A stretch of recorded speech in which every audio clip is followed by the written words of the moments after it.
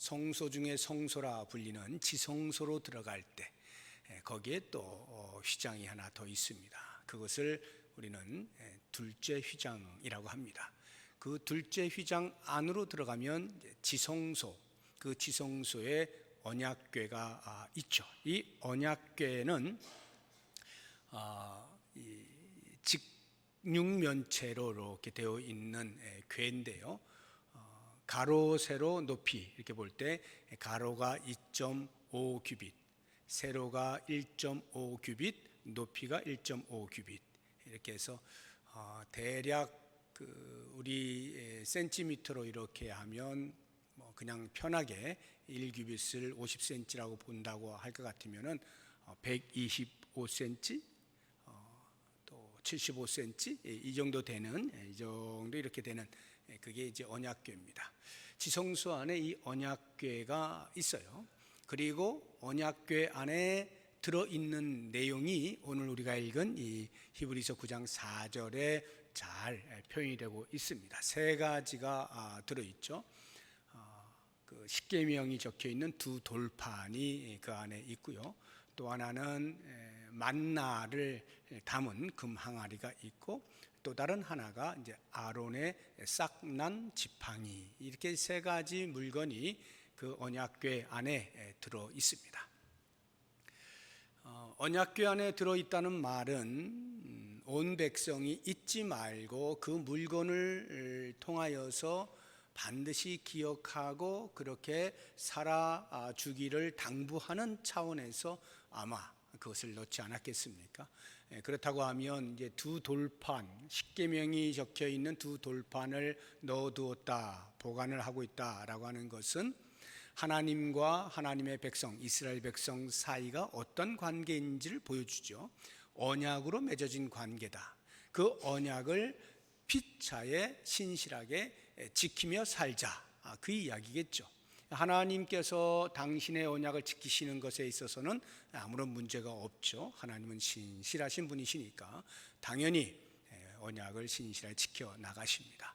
문제는 우리 인간인데 우리들이 하나님과 맺은 언약을 잊지 않고 계속해서 그 언약에 맞는 언약 백성으로서의 삶을 살 것에 대한 기억을 하게 하기 위해서 그 십계명 두 돌판을 언약궤 안에 집어넣어 보관을 하는 것입니다. 이 두 돌판이라고 할 때 학자들 간에 이제 두 가지 설이 있어요. 하나는 한쪽에 하나님에 관한 계명, 또 다른 한 판에는 우리 인간에 관한 계명. 그래서 1에서 4계명까지는 하나님에 관한 계명이잖아요. 그리고 5계명부터 10계명까지가 우리 인간 관계 속에서 지켜야 할 계명인데 이렇게 양쪽으로 나누어서 쓰여졌다. 그래서 두 개의 돌판이다. 이렇게 이제 말을 하는 학자들이 있고, 요즘은 이것보다 좀 더 신빙성 있게 대두되고 있는 설이 양쪽 다 두 개의 돌판에 전부 다 십계명이 다 써져 있다라고 보는 것입니다. 똑같은 것을 두 개를 보관하는 거죠. 이것은 이제 언약을 맺는 고대 그 근동 그 사회의 문화를 보게 되면 쉽게 이해가 되는 부분입니다. 언약을 맺을 때에 우리 성경에도 나와 있습니다만 동물을 양쪽으로 반쪽에 가지고 쭉 놓지 않습니까?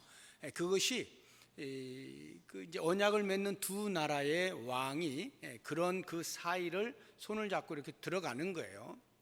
쭉 들어가면서 언약을 지키지 않으면 이렇게 될 것이다라고 하는 것을 서로 이제 암묵적으로 보는 거죠. 그래서 반드시 우리 언약을 잘 지킵시다라고 하는 것인데, 주로 이제 고대 근동에서 일어나는 그 언약 제도라고 하는 것은 대등한 관계가 아니라 이제 지배 국가와 피지배 국가의 관계에서 요구를 하면 그거에 대해서 알겠습니다라고 이렇게 하는 이런 관계에서 이제 언약이 맺어지죠. 그래서 그 언약을 맺을 때에 그 이제 언약을 하면 우리 사람들은 이제 그 요즘 말로 하면 계약서를 쓰지 않겠습니까? 그 계약서를 서로 써서 똑같은 거 두 개를 해서 하나씩 보관을 하는 것이죠. 그런 것처럼 하나님과 하나님의 백성이 이제 언약의 그 십계명을 할 때 하나님 편의 것 하나, 우리 인간 편의 것 하나, 이래서 이제 두 개를 이제 보관을 했다. 이렇게 이제 보는 이제 설입니다. 이 후자가 최근 들어 좀 더 강력하게 지지를 받는 그런 설이에요. 그것은 그냥 이제 상식적으로 여러분들이 이제 알아두시면 되고, 그 다음에 있는 것이 이제 만나, 그 광야의 삶을 살 때 하나님께서 매일같이 이제 만나를 주셔서 먹여주시지 않습니까? 이제 그것을 뭐 요만큼 이제 담아가지고 금 항아리에다가 넣어두어서 그걸 보관하는 것입니다. 그게 부패되지 않도록 뭐 어떻게 하는지는 그것까지는 제가 모르겠고, 아무튼 이제 그것을 보관을 하는데, 그것을 보관하는 이유와 목적은 분명하죠. 하나님께서 광야의 삶 동안에 먹여주셨다. 즉 당신의 백성들을 향한 하나님의 사랑의 크기, 그것을 잊지 말도록 하시기 위해서 그것을 보관하게 하신 거죠. 이렇게 무엇인가 이제 물건을 넣을 때에는 그 목적이 분명해요. 그러면 아론의 쌍난 지팡이는 어떤 목적으로 넣어두었을까? 이 부분을 오늘 제가 여러분과 함께 좀 생각을 해 보려고 하는 것입니다. 우리가 성경 퀴즈 대회가 이제 다음 주, 그 다음 주면 이제 하게 되는데, 보통 성경 퀴즈 대회를 할 때 단골로 나오는 것 중에 하나가 이거 아니겠습니까? 뭐 이번에는 그 범위가 틀리니까 나오지는 않겠습니다만, 혹시 모르죠, 또 나올지. 언약궤 안에 있는 게 뭡니까? 라고 하는 이런 이제 퀴즈를 많이 우리가 이제 접하게 되죠. 그러면 뭐 영락없이 손을 들고 이 세 가지를 말합니다. 십계명이 새겨져 있는 두 돌판과 만나를 담아놓은 금 항아리와 아론의 쌍난 지팡이, 이 세 가지. 그러면 이제 정답이 되는 것인데요. 우리가 이렇게 언약궤 안에 들어있는 게 뭡니까? 라고 하는 것을 맞추는 데에는 크게 어렵지가 않아요. 그 정도는 어느 정도 신앙생활 하신 분들이라면 다 맞출 수가 있는 겁니다. 그러면 그 다음에 아론의 쌍난 지팡이는 왜 거기에 있습니까? 라고 하면 이제 그때부터 이제 고개가 좀 갸우뚱거려지기 시작하죠. 아론의 쌍난 지팡이가 거기에 왜 있지? 그 역사적 배경에 대해서 충분히 이해를 못하거나 아니면 잊어버렸거나 하는 일들이 다반사입니다. 그래서 오늘 제가 그 부분에 대해서 같이 한번 좀 구체적으로 같이 살펴보려고 하는 것이고, 그래서 그 아론의 쌍난 지팡이가 거기에 있는 이유와 목적에 대해서 좀 교훈을 삼고자 하는 것입니다. 역사적 배경이라고 하는 것은 이제 민수기 16장으로 거슬러 올라갑니다. 민수기 17장에 이 아론의 쌍난 지팡이에 관련되어진 이야기가 나오는데, 그 쌍난 지팡이가 등장하게 되어지는 역사적 사건이 민수기 16장에 나옵니다. 그래서 이것을 우리가 성경을 같이 찾아보면서 말씀을 듣도록 하겠습니다. 민수기 16장을 한번 열어보시기 바랍니다. 민수기 16장. 우리 성경을 다 가지고 오셨을 것이라 제가 확신을 하고 자막을 일부러 준비 안 했어요. 성경을 보면서 같이 보려고. 민수기 16장, 구약 성경 222쪽에 있습니다. 거길 보면은 이런 일이 있습니다. 16장 1절을 보십시오. 1절부터 3절까지 제가 읽어봅니다. 레위의 증손 고핫의 손자 이스알의 아들 고라와 루벤 자손 엘리압의 아들 다단과 아비람과 벨렛의 아들 온이 당을 짓고 이스라엘 자손 총회에서 택함을 받은 자 곧 회중 가운데에서 이름 있는 지휘관 250명과 함께 일어나서 모세를 거스르니라. 그들이 모여서 모세와 아론을 거슬러 그들에게 이르되 너희가 분수에 지나도다. 회중이 다 각각 거룩하고 여호와께서도 그들 중에 계시거늘 너희가 어찌하여 여호와의 총회 위에 스스로 높이느냐. 지금 이 3절의 말씀이 1절에 나오고 있는 고라, 다단, 아비람, 온 이런 사람들이 모세와 아론에게 지금 주장하는 거예요. 한마디로 말하면 반항을 하는 것입니다. 쉽게 이야기해서 야, 우리도 똑같이 거룩한 하나님의 백성이야. 언제 하나님께서 너희들에게만 그런 지휘권을 주었느냐, 리더십을 주었느냐, 왜 너희들 스스로 이렇게 잘난 척하느냐, 높은 데 있는 것처럼 그러느냐, 우리도 똑같은 사람들 아니냐 하고 그 모세와 아론의 리더십에 대하여 반기를 든 것입니다. 여기에 250명의 지휘관이 함께 하는 겁니다. 아마 요즘으로 하면 연판장을 돌려가지고 우리 반기 들 사람 해서 이름을 다 적어서 250명이 함께 이렇게 하는 것이죠. 이 고라, 대표적으로 이제 그 뒤를 보시면 대표적으로 고라라고 하는 이름이 자꾸 나오는데, 이 고라가 모세의 사촌지간입니다. 사촌 형제예요. 굉장히 가깝죠. 그런데도 불구하고 모세의 리더십에 대하여서 이제 반기를 들게 된 것입니다. 이 고라를 중심으로 한 고라 일당의 그 반역의 특징을 보시게 되면요, 광야에서 이스라엘 백성들이 어떤 모세에게 이렇게 원망을 하거나 할 때는 거의 대부분이 우발적이에요. 그러니까 어떤 사건이 일어나면 그 사건에 대해서 자기들의 감정을 그냥 표현하는 것입니다. 그런데 지금 이 고라 일당이 하고 있는 것은 단순한 그런 반역이 아니에요. 상당히 의도적이고 조직적으로 하고 있다는 것을 볼 수가 있습니다. 적어도 자기 편 사람들을 모으는 것에서 시작해서 말하는 그 내용들이 이제 완전히 이것을 전복시켜야 되겠다, 이 모세의 리더십 체제를 전복시켜야 되겠다라고 하는 분명한 목적을 가지고 이렇게 반역을 하고 있다 하는 것을 알 수가 있어요. 이 반역이 언제 일어난 줄 아십니까? 이스라엘 백성들 광야 40년 가운데에서 최초에 시내산에서 십계명을 받은 다음에 약 1년 정도 되었을 때 가데스 바네아로 올라가죠. 그래서 이제 가나안 땅에 들어가려고, 그러다가 거기에서 12명의 정탐꾼이 이렇게 가는데 10명의 정탐꾼이 부정적인 보고를 하게 되어져서 그 40일 동안 정탐한 것을 하루를 1년으로 쳐서 부정하고 원망했던 것을 하나님이 진노하심으로 40년 광야 생활을 하게 하시지 않습니까?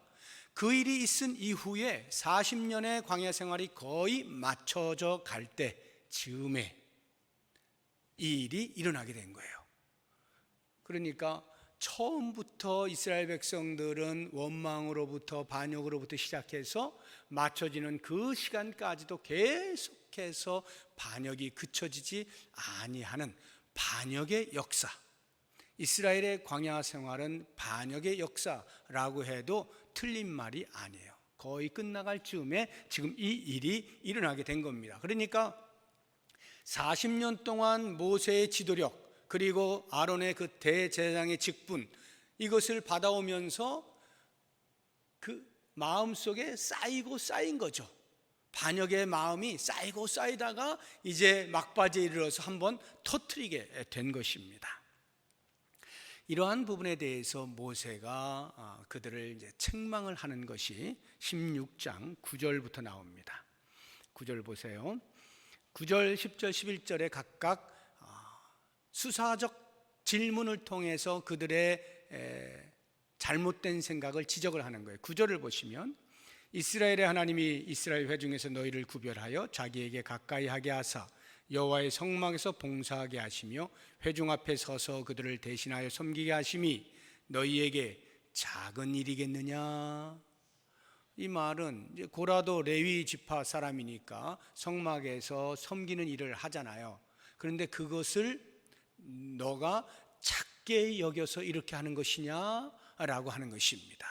자기의 직분에 대해서, 직임에 대하여 만족하지 못하고 있다는 말이겠죠.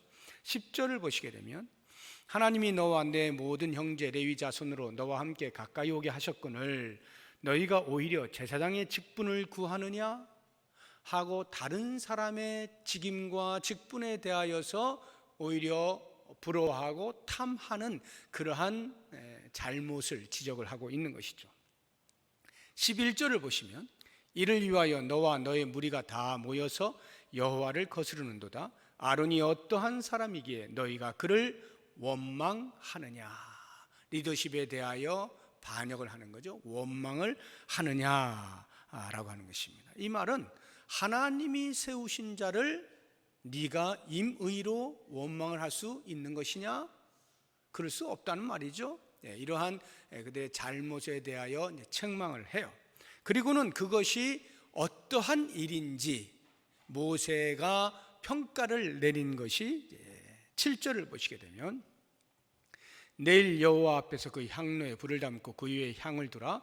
그때 여호와께서 택하신 자는 거룩하게 되리라. 레위 자손들아, 너희가 너무 분수에 지나치느니라.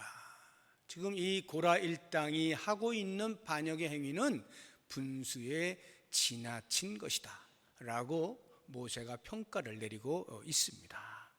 10절을 보시게 되면 11절이군요. 11절에 이를 위하여 너와 너의 무리가 다 모여서 여호와를 거스르는도다. 고라 일당이 보여주고 있는 반역의 행위는 여호와를 거스르는 거예요. 그러니까 모세와 아론에게 반기를 든 것이 아니라 하나님께 대하여 반기를 든 것이라고 모세가 평가를 하고 있는 것입니다. 그래서 이러한 잘못을 저지른 고라 일당에 대하여 모세가 이제 하나님의 명을 받아서 제안을 합니다.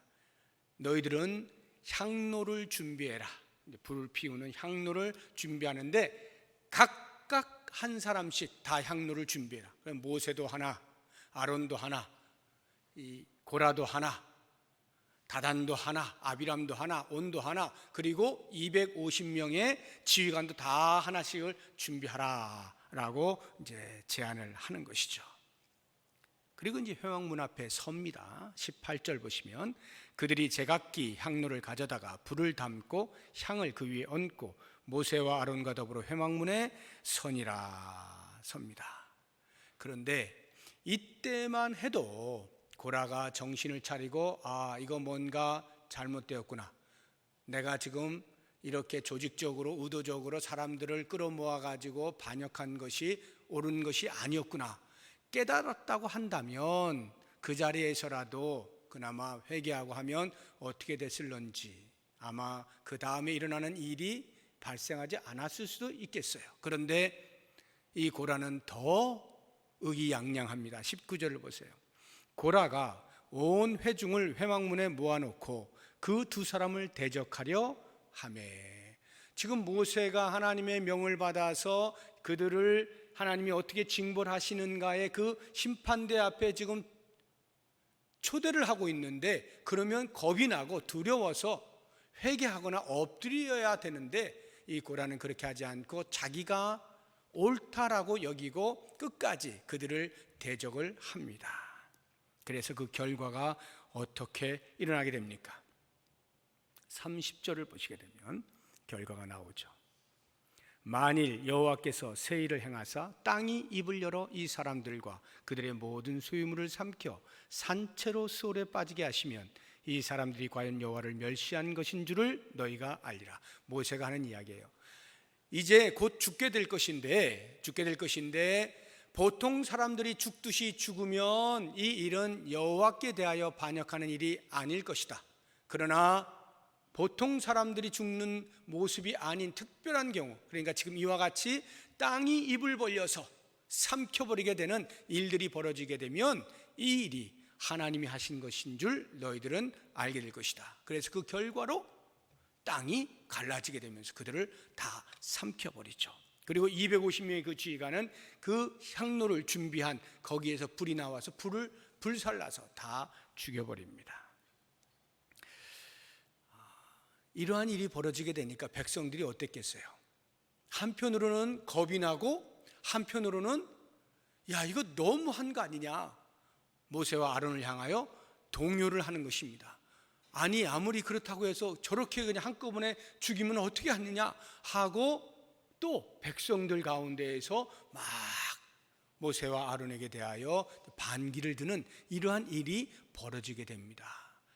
그러니까 또 하나님께서 진노하셔서 전부 다 죽일 테니까 모세야 아론아 너희들은 저쪽 천막 바깥으로 나가 있어, 내가 다 죽일 거야 하나님이 그렇게 말씀하셔요. 그러니까 이 모세가 난리가 났죠. 아니 다 죽이시면 어떡합니까? 지금 겨우겨우 해서 40년 여기까지 와서 이제 조금 있으면 가나안 땅에 들어가게 되는데 여기서 다 죽이시면 어떡합니까? 막 매달리죠. 그러니까 하나님께서 죽이는 방법을 바꾸셔서 연병이 돌게 합니다. 그 이스라엘 진영 안에 연병이 돌게 해서 그날 그것을 인하여 죽은 자가 14,700명. 그렇게 죽고 나서야 비로소 이제 진정이 됩니다. 자, 이와 같은 사건이 있은 이후에 하나님께서 모세에게 명령하시는 것이 너는 각 지파의 수령들의 지팡이를 가지고 오게 해라. 지파별로 하나씩 해서 그 지팡이에 그 사람의 이름을 쓰게 해라. 이 지팡이라고 하면 이제 광야의 삶을 살면서 각 지파별로 40년 동안 이렇게 행군하고 멈추고 하는 모든 일들 가운데에서 이 지팡이가 많은 역할들을 했지 않겠어요? 그러니까 아마 손이 손때가 다 묶고 이제 그런 것들이겠죠. 반짝반짝 이렇게 그런 것들이겠죠. 그것을 각자 이름을 다 쓰게 해서 12개를 가지고 오게 합니다. 그리고는 레위 지파를 대표해서는 아론의 이름을 거기에 적게 만듭니다. 그러니까 아론의 지팡이가 이제 오게 된 것이겠죠. 이렇게 해서 12개의 지팡이가 이제 회막에 나오게 됩니다. 그게 이제 17장부터 나오는 내용이에요. 그리고는 그 가운데에서 하나님께서 택하신 지팡이 하나에 이상한 현상, 기이한 현상이 나타나게 하시죠. 그게 17장 8절에 그 내용이 나옵니다. 이튿날 모세가 증거의 장막에 들어가 본즉 레위 집을 위하여 낸 아론의 지팡이에 um이 돋고 순이 나고 꽃이 피어서 살구 열매가 열렸더라. 지금 지팡이는 바짝 마른 거 아니겠어요? 누가 이렇게 살아있는 나무 꺾어다가 지팡이 쓰는 사람은 없잖아요. 다 이제 말라 비틀어진 거, 그 가운데 좀 모양 좋은 거, 지팡이로 쓰기에 적당한 거, 그런 거 손 이렇게 다 이렇게 다듬어 가지고 그래가지고 지팡이로 쓰는 것 아니겠습니까? 그러니까 지팡이는 생명이 없는 거예요. 그런데 그 지팡이에 12개의 지팡이 가운데 레위 지파를 대표하여 가지고 나온 아론의 지팡이에만 um이 돋고 순이 나고 꽃이 피어서 살구 열매가 열립니다. 살구 열매는 이제 아몬드입니다. 아몬드 이제 하얀 이제 그 꽃이 이렇게 피면서 이제 아몬드 열매. 마른 지팡이에서 열매가 맺히는 기이한 현상이 나타나게 된 거죠. 그러면서 바로 이 지팡이의 주인을 하나님께서 선택하셨다, 하나님이 세우셨다라고 하는 것을 모든 사람으로 알게 만드시는 겁니다. 그러니까 누가 하나님이 세우신 지도자냐라는 것을 명백하게 그들로 하여금 알게 하는 거예요.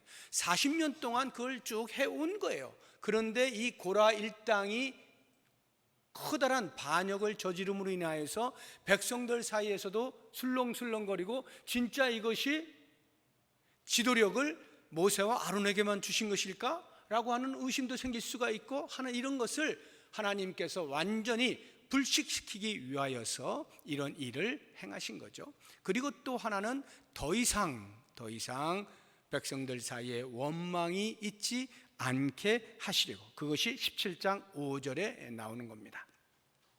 17장 5절 보면 내가 택한 자의 지팡이에는 싹이 나리니, 그래서 하나님이 택한 자의 표시를 확실하게 해 주시는 겁니다.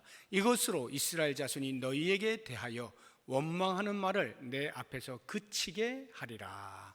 이런 목적을 가지고 하나님께서 이 일을, 기이한 현상을 있게 하셨다 하는 것입니다. 자, 그러니까 이 아론의 쌍난 지팡이가 언약궤 안에 들어가 있는 이유는, 그 목적은 평생토록 이스라엘 백성들이 하나님이 세우신 지도력에 대하여 반역을 하지 못하게 하시려고, 패역하게 되어질 때에 어떠한 일이 일어나는지를 알게 하시려고, 그 목적을 가지고 아론의 쌍난 지팡이를 언약궤 안에 넣어서 영원토록 보존하도록 해 놓으셨다 하는 것입니다. 그래서 이제 오늘 이와 같은 역사적 사건을 통하여서 우리가 이 아론의 쌍난 지팡이가 등장하게 되어진 그 사건 속에서 몇 가지 간단하게 우리의 교훈으로 삼을 것 말씀을 드리고 말씀을 마치도록 하겠습니다. 첫 번째는 이 일이 지금 이스라엘 공동체 안에서 일어나고 있는 일이잖아요.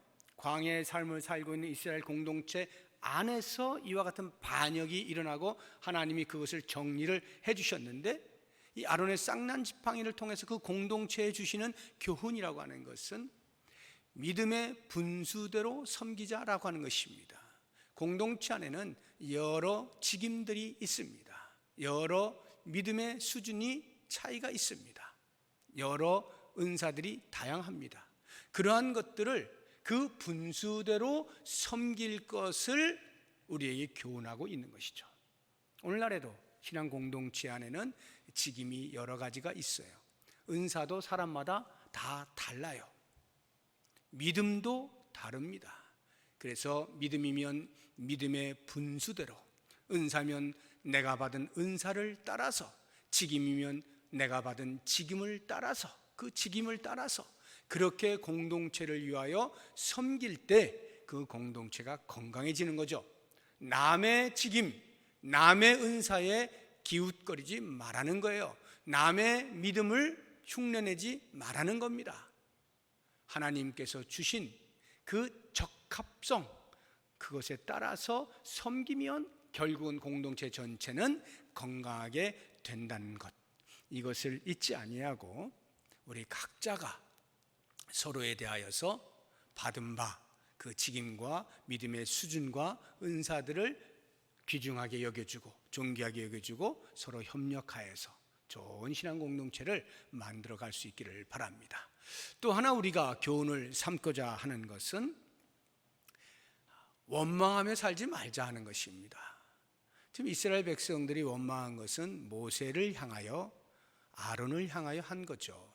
사람에게 한 거예요. 그런데 하나님께서는 그것을 당신에게 한 것으로 여기시는 겁니다. 그래서 하나님이 진노하시고 징계하시는 거거든요. 우리는 내가 언제 하나님께 불평하고 원망을 했나 라고 할지 몰라도 일상의 우리의 공동체 안에서 성도 사이의 삶에서 일어나고 있는 내 입에서 나오는 불평이나 원망들이 때로는 그것이 내가 직접적으로 하나님께 한 것이 아니라 할지라도 하나님이 그렇게 여기시는 경우들이 적지 않습니다. 그러면 어떨 때는 내가 영문도 모른 채 하나님의 징계를 받게 되는 수도 있는 거죠. 우리가 신앙 공동체에서 우리의 분수를 따라 수준을 따라 섬길 때 원망이 아닌 감사와 기쁨으로 그렇게 섬기는 것이 우리에게도 유익하고 공동체에도 유익하다 하는 것을 꼭 기억을 하면 좋을 것 같아요. 또 한 가지 우리가 생각해 볼 수 있는 것은 우리가 하는 모든 행위에는 반드시 그에 따르는 상벌이 있다는 것 잊지 말았으면 좋겠어요. 우리가 하는 모든 행위에는 상과 벌이 있습니다. 이 상과 벌이라고 하는 것은 이 땅에서 우리가 보게 되는 경우도 있어요. 상이나 벌을 받게 되는 경우도 있지만 궁극적으로 주 앞에 섰을 때에 그때에는 아무도 숨기지 못합니다. 각자 자기가 한 그대로를 직고하고 그에 따라서 상 혹은 벌을 받게 되어 있어요. 우리는 구원을 받은 하나님의 백성으로서 이 땅을 살면서 주님 앞에 서는 그날에 받을 상을 기대하고 그 상을 향하여 앞을 향해서 달려나가는 사람들이죠. 벌 받을 것을 기대하고 산다고 하면 그것보다 더 슬픈 일이 어디 있겠어요. 우리는 모두 상 받을 것을 기대하면서 감격으로 그 일을 감당해야 되고, 때때로 우리가 벌 받을 만한 일이 발생하게 되었을 때 신속하게 돌아서야 되죠. 고라처럼 끝까지 버티다가 상상할 수 없는 벌을 받게 되는 이런 일이 없도록 신속하게 깨닫고 돌아서고 다시금 하나님께서 주실 상을 바라보고 달려나아갈 수 있어야 한다라고 하는 것. 또 한 가지 우리가 교훈을 삼고자 하는 것은 하나님의 손에 붙들려서 사용되기를 기대하자는 거예요. 아론의 지팡이뿐만 아니라 모든 지팡이들이 다 바짝 말라있지 않습니까? 그런데 하나님께서 역사하시면 그 마른 지팡이에 열매가 맺혀지는 거예요. 우리가 우리 스스로를 보게 될 때는 하나님의 일을 감당하기에는 너무나 부족해 보이는 마른 막대기 같은 존재들 아닙니까? 그러나 이러한 존재도 하나님이 들어서 사용하시면 그 지팡이 바짝 말라있는 거기에 열매가 맺히도록 역사를 하시는 거예요. 하나님이 일하시는 거예요. 우리를 들어서 사용하시는 거예요. 우리가 그것을 기대하자는 거예요. 나를 보면 볼 게 없어요. 나를 보면 내가 이 공동체를 위해서 뭘 얼마나 하겠나 하는 생각이 들어요. 정말 보잘것이 없어요. 그렇지만 하나님이 사용하시면 그런 놀라운 일이 벌어질 수 있다고 하는 그 기대감을 갖자는 것이고요. 마지막 한 가지 우리가 더 생각을 해볼 것은 우리가 하나님의 공동체 안에서 하나님의 일에 동참한다라고 할 때에 그것은 곧 생명과 소망에 관련되어진 사역이다 하는 것을 잊지 말았으면 좋겠어요. 움이 돋고 순이 나고 꽃이 피고 열매를 맺는 사역입니다. 죽었던 자리에서 생명이 탄생하는 그러한 일을 하나님이 하고 계시는 거예요. 거기에 우리를 지금 부르셔서 동참하게 만드시는 거예요. 죽었던 자리에서 생명이 살아나는 역사를 우리로 소망하면서 그 일에 참여하도록 부르시는 거죠. 우리가 바로 그런 사람들이에요. 이 세상을 향하여 살아나갈 때도 마찬가지입니다. 우리는 그렇게 부름받은 사람들이에요. 이 세상으로부터 부름받을 때는 단순히 거룩의 자리로의 옮김뿐만이 아니라 세상을 향하여 생명이 일어날 것을 소망하고 우리도 다시 살아날 수 있다는 소망을 보여주고 그렇게 하나님께서 일하시는 거기에 우리가 부름받아서 동참하는 자들이다 라고 하는 것을 꼭 기억하면서 어찌하든지 아론의 쌍난 지팡이와 같이 우리 하나님의 손에 들려져서 사용되어지고 하나님께 영광을 돌리며 살아가는 우리 모두가 될 수 있기를 주의 이름으로 축복합니다. 기도하겠습니다.